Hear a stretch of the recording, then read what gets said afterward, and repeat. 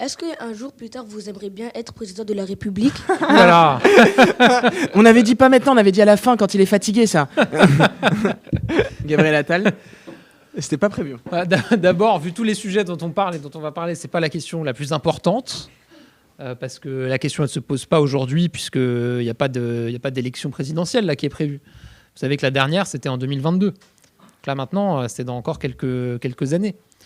Ensuite, moi, je pense que c'est une réflexion qui, d'abord, elle doit être très personnelle. Je pense que pour voir tous les jours comment le président de la République il travaille, les responsabilités qu'il a, il faut se rendre compte, quand on est président, les choix qu'on doit faire, qui sont des choix qui concernent 70 millions de Français, parfois des choix qui concernent le monde, c'est une mission qui est tellement importante que ça nécessite d'y réfléchir beaucoup, de se poser la question, de se demander aussi si c'est ce que les Français attendent, parce que c'est une élection présidentielle, c'est la rencontre entre un homme ou une femme et puis les Français.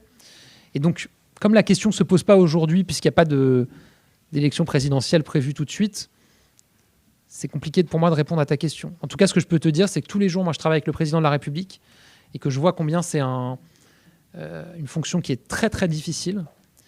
Et que quand certains disent moi, je veux être président de la République ou je veux être candidat à l'élection, quand je les entends, je me dis, dis donc, ils ont dû bien... J'espère pour eux qu'ils y ont bien réfléchi, qu'ils se sont bien posé toutes les questions, parce que c'est vraiment une fonction qui est très dure, très difficile. Mais là où la question était très intéressante, je viens en soutien de mon camarade, futur journaliste sans doute, c'est qu'il dit est-ce que vous voudriez être un jour? C'est-à-dire qu'il dit pas 2027. Oui, mais parce qu'un jour... Est-ce que ça peut être un rêve? Il y a rien... Il faut être sincère en plus devant les enfants, Gabriel Attal. Est-ce que ça peut être un rêve un jour? En fait, depuis que je suis au gouvernement et que je vois ce que c'est comme fonction, en fait, je pense que c'est pas une réponse à laquelle on peut répondre comme ça dans l'absolu, en se disant un jour. Parce que ça dépend beaucoup des circonstances. Ça dépend des défis que traverse le pays et ce qu'on se sent capable d'y répondre. Et ces défis, ils changent.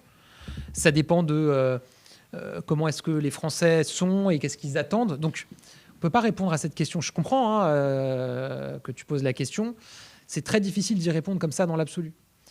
Donc voilà, là, si un journaliste comme Mohamed, que tu sauras peut-être dans quelques années, il se dit, là, il fait de la langue de bois. Alors, langue de bois, ça veut dire quand parfois les politiques, ils font des réponses pour pas répondre à la question.